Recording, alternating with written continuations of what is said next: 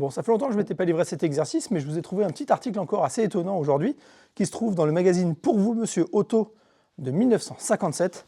Un article où il est écrit « Si vos freins lâchent, jetez-vous contre une autre voiture, mais ne tuez surtout pas de piétons ». Et donc oui, vous l'avez compris, hein, ça va traiter d'un accident qui pourrait encore arriver aujourd'hui. Alors vous allez pouvoir en débattre dans les commentaires. Il est écrit donc « La Cour d'appel de Colmar vient d'avoir à trancher un très délicat et très douloureux problème. Comme nous allons le voir, la conclusion qui mérite d'être tirée de cette affaire est celle-ci.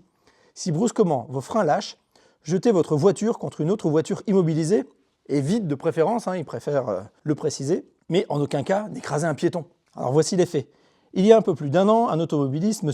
R, roulait dans une artère principale de Strasbourg, et à un certain moment, les voitures qui se trouvèrent devant lui s'immobilisèrent pour laisser le passage à des piétons situés sur le passage clouté. M. R voulut lui aussi s'arrêter, mais il constata que ses freins ne répondaient plus. Dès lors, afin d'éviter la voiture qui se trouvait devant lui, il obliqua à gauche et, hélas, écrasa deux enfants qui traversaient à ce moment-là. Alors voici le jugement.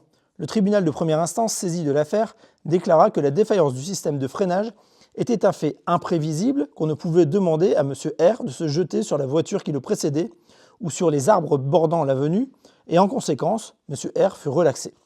Mais l'affaire revint devant la cour de Colmar, et celle-ci fut d'un tout autre avis.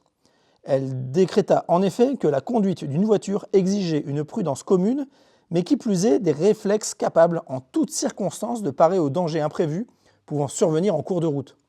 Ainsi, lorsqu'un conducteur se trouve en présence de deux dangers d'importance inégale, il doit choisir le moindre. Dans le cas présent, il devait choisir l'obstacle qui, avec des dégâts minimes, aurait arrêté sa voiture, c'est-à-dire la voiture qui le précédait à l'arrêt. Bref, la Cour a estimé que le moindre risque résidait manifestement du côté de l'auto arrêtée qui, si elle avait été heurtée, aurait joué efficacement le rôle de butoir. Qu'en admettant même que cette auto ait été projetée en avant par le choc subi de derrière, le risque eût été moindre pour les piétons. En prenant la décision de doubler le véhicule arrêté, ce qui le précipitait aux côtés des piétons, R a donc fait une mauvaise option, fruit du mauvais réflexe.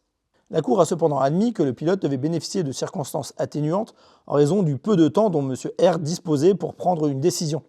Pour son défaut d'adresse, le prévenu a été condamné à 10 000 francs d'amende avec sursis et les parties civiles ont obtenu des dommages et intérêts.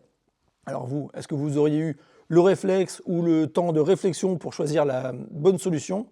Écoutez, je vous laisse en discuter dans les commentaires. En tout cas, cet article de journal se trouve à côté d'articles qu'on pourrait très bien retrouver aujourd'hui, puisqu'on nous parle de nouvelle hausse du prix de l'essence, la liberté ne justifie aucune rançon. Sur la page d'à côté, êtes-vous pour ou contre les stationnements payants? Hausse du prix des véhicules neufs, limiter la vitesse serait une hérésie. Voilà, 1957-2026, même combat.